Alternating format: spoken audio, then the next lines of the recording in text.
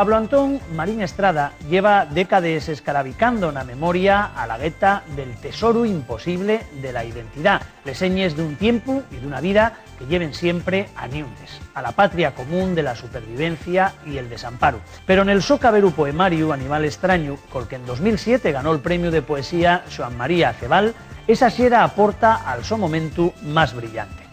Pablo Antón nace en Sama de Llangreu en 1966 y lle, desde los años 90, una de las voces cimeres de la literatura asturiana contemporánea. Autor de lletres de canciones, periodista, poeta, narrador, creador de literatura infantil, lle toda una referencia de la literatura asturiana d'anguaño, sobremanera desde que en la primavera del 2000 iba a convertirse en el primer autor que algamaba un premio nacional, el Abril de Narrativa pa Xóvenes, con una novela escrita en lengua asturiana.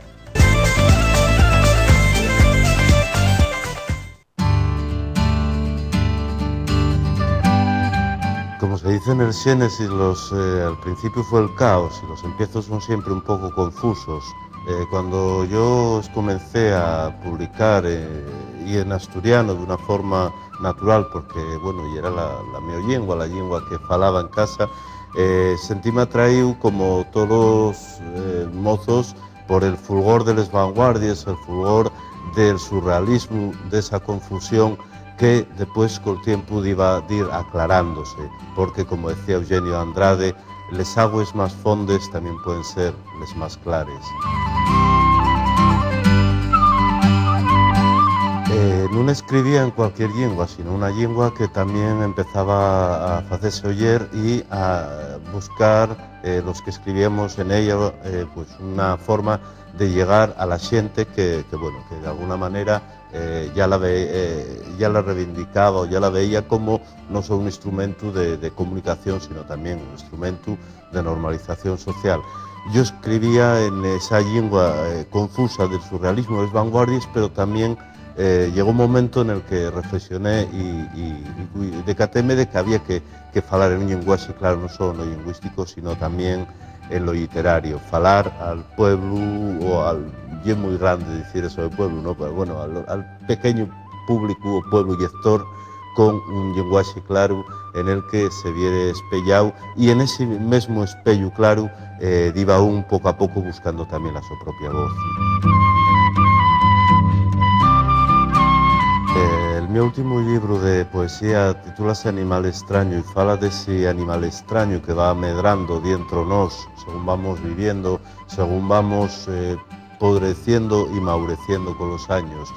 Y un poco ese animal extraño que fue medrando en un también como escritor a lo largo de todos estos años y que lo hizo pues bueno, empobinar pues por los caminos de la narración o por los caminos de la poesía o por los caminos de la dubia, fecha diario, fecha ensayo, porque ese animal extraño medraba, pero a la vez también iba buscando su propio camino, un camino en el que yo creo que está aún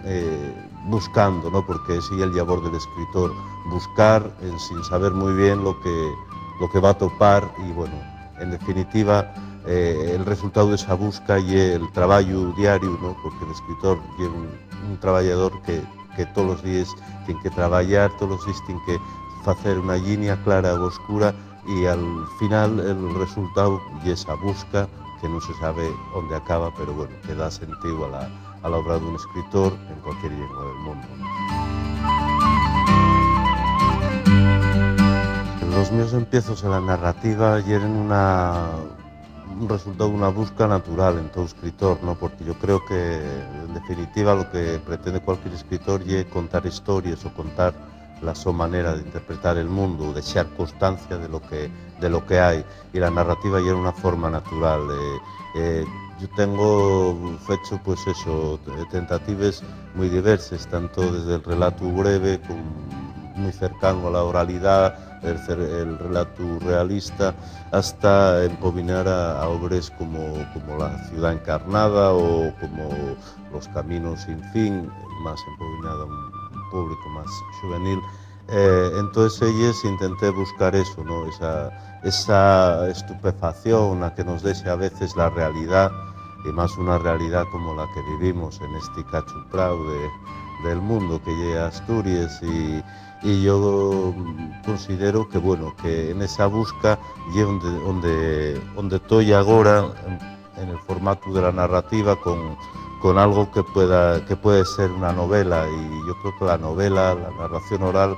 es un camino natural, ¿no? La poesía pues escríbese según el momento y el estado de gracia, por decirlo de alguna manera. La narrativa implica más un labor diario, como el del campesín que iba a dar un fesoriazo todos los días, por lo menos, ¿no? Para justificar la su existencia, como en este caso, para justificarla como escritor, y bueno, en eso estamos, ¿no? En ese camino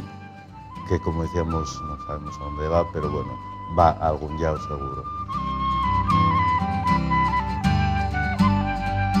La traducción supuso en un momento una manera de probar nosotros en un escenario real, en un tiempo real, la eficacia de nuestra propia lengua como lengua universal, lengua de creación.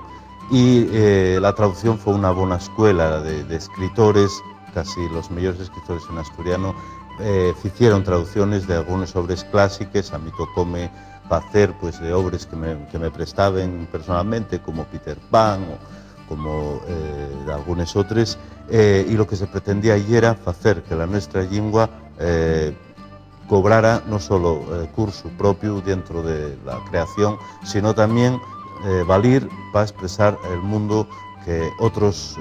habían ya contado, ¿no? En esos respectivos lenguas. Creo que fue un paso importante en conseguir un estándar literario y en abrir a nuestra lengua a otras visiones, a otras literaturas. En la ciudad encarnada tenté retratar un momento histórico que, como todos los momentos históricos, cuando pasa ya tiempo y es pura ficción, y en el que había una ciudad encarnada en carnes vives de la guerra civil, de la posguerra, de todas esas ferias que seguían abiertas, un país en carne viva y una serie de gente que eran protagonistas de la historia, que no tenían mucha voz, no la tuvieron en su tiempo, y que en esta novela falaban como un coro, así a modo de las tragedias griegas, falaban y contaban una historia que, bueno, que era memoria y ficción, ¿no? El futuro de la literatura asturiana va a estar unido al futuro de la nuestra lengua, inevitablemente. Mientras no se normalice, mientras no esté en todos los ámbitos de la sociedad, evidentemente la literatura va a tener un papel que tiene ahora, que es testimonial, con el mérito de grandes autores que no estudian, pero evidentemente sin tener un calce de expresión normal hacia un público mínimo o máximo, pero que sin una normalización, sin una situación normal del idioma, va a ser difícil continuar. Y en ese y un labor en el que humildemente pues, los escritores, como ciudadanos o como autores, también tenemos nuestro papel. Y bueno,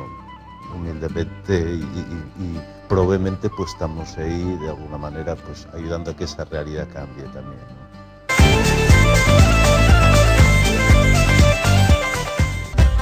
Simielga, sustantivo, cuelma, camada, mielga, pieza de madera que se pon na verga dunha embarcación onde se axunta col palu pa protexela.